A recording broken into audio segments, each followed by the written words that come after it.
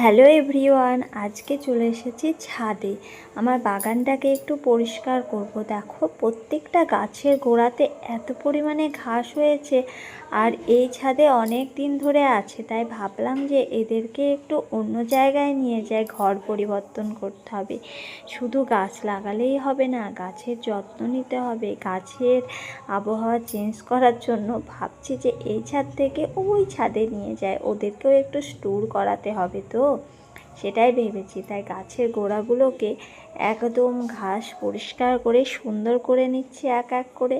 আর ওইদিকে তোমাদের দাদা ভাই আছে, বাবু আছে, ওদেরকে বলেছি যে গাছগুলো ও ছাদ থেকে এ ছাদ এনে দে। আর আমরা তিনজন মিলেই কাজ করছিলাম। বাবু তো এত পরিমাণে কাজ করেছে, কাজ করতে করতে ও ঘেমে যাচ্ছে। দেখো, গাছের গোড়ার সব ঘাস তুলে ফেলে দিচ্ছে, আর আমি তো এত ঘাস তুলছি কি আর বলবো।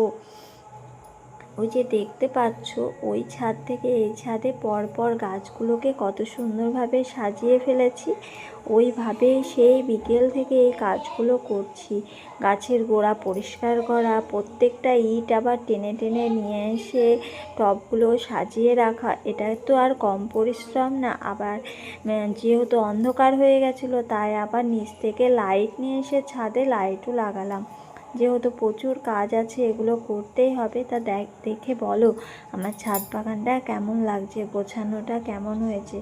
আজকে অতটা বোঝা যাচ্ছে না, কালকে সকালে যখন একদম পুরোপুরি ছাদ পরিষ্কার হয়ে যাবে, তখন তোমাদের সঙ্গে একদিন অবশ্যই শেয়ার করব যে এখন কেমন লাগছে। তোমরা কমেন্ট করে জানাবে। তা চলো, আজকের মতো টাটা।